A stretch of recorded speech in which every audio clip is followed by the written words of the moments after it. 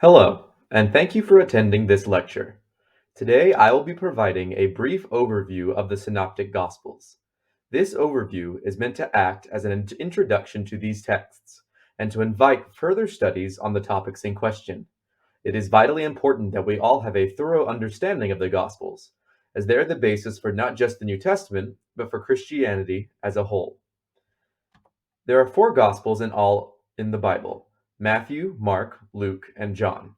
Each function as both a historical narrative and a story detailing the birth, life, and death of Jesus of Nazareth.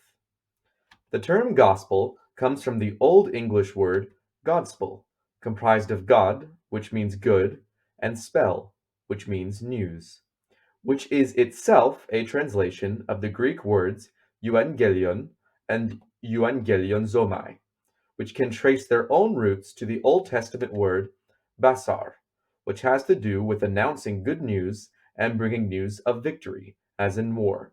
So, quite literally, the Gospels are the good news of Jesus.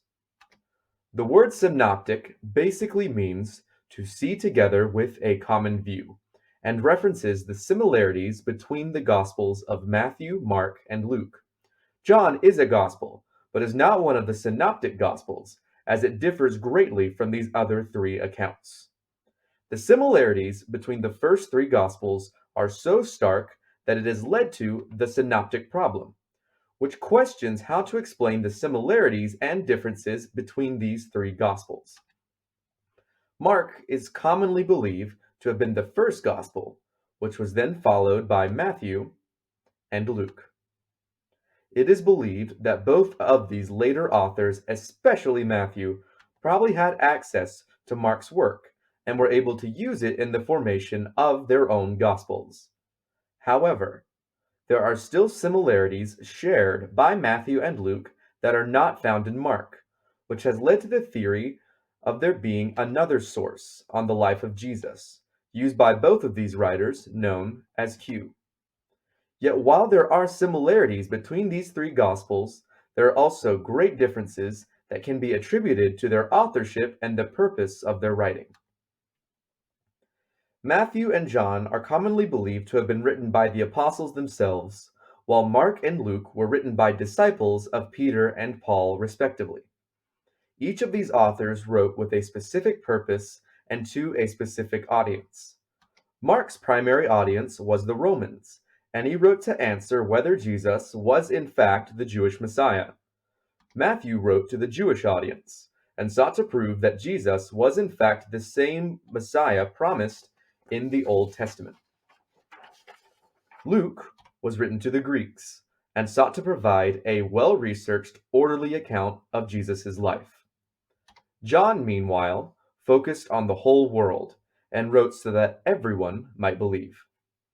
It is important, however, that we don't allow the differences between the Gospels to confuse us and to focus on them as different portraits of the figure of Jesus rather than conflicting accounts.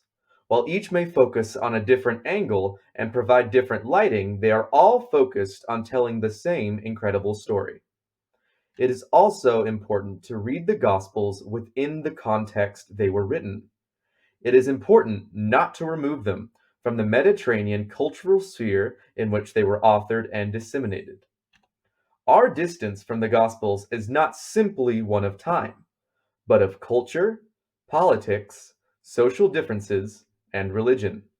To place our own cultural values and expectations on the Gospels creates an anachronism, which in turn leads to needless confusion. One of the cultural norms often depicted in the Gospels is the use of parables as a teaching tool. In our modern discourse, we prefer for our teaching to be straightforward and blunt. We look for clearly articulated paragraphs that communicate a clear point. Stories are generally relegated to literature. However, that was not the case during Jesus' time. Jesus taught roughly 46 parables during his ministry and was regarded as an amazing teacher. There has been a movement in the church to characterize parables as advanced allegories, hiding secret truths.